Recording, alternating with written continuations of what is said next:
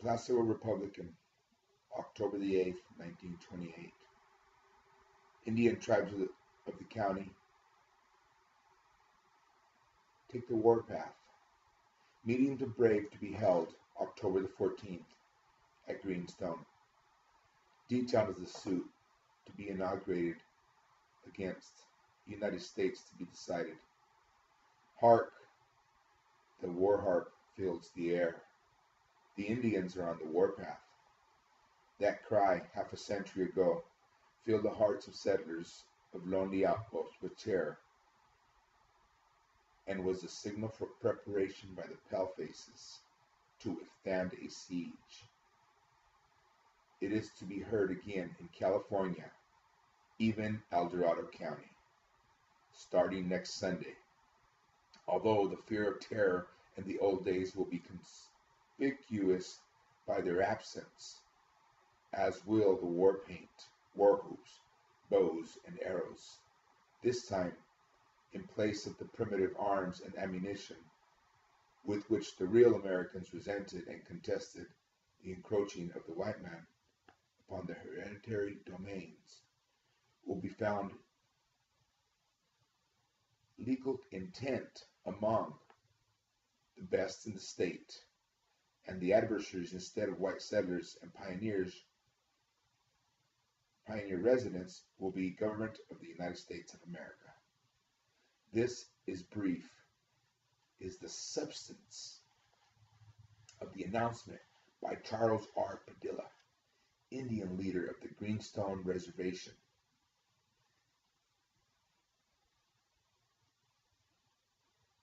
That a mass meeting of Indians will be held next Sunday on the reservation. Several hundred Indians in this county will attend.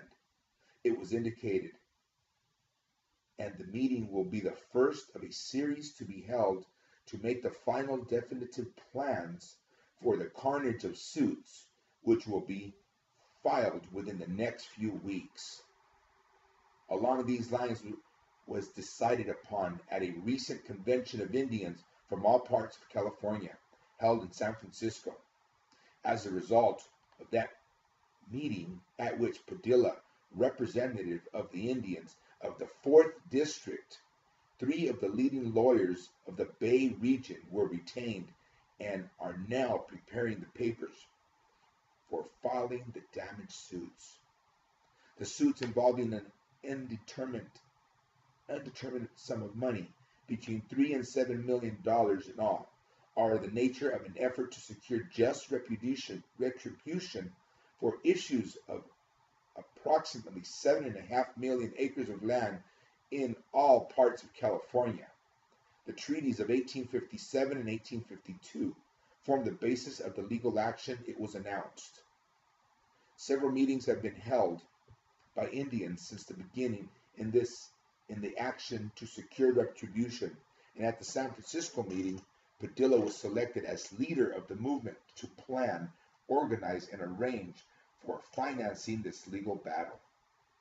Padilla, as a representative and spokesman of the 4th District, speaks for Indians of a dozen California counties and several hundred members of the Digger tribe.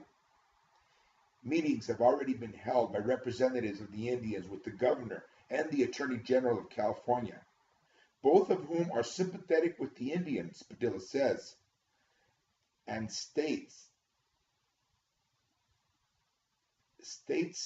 in the suits has been promised the red men.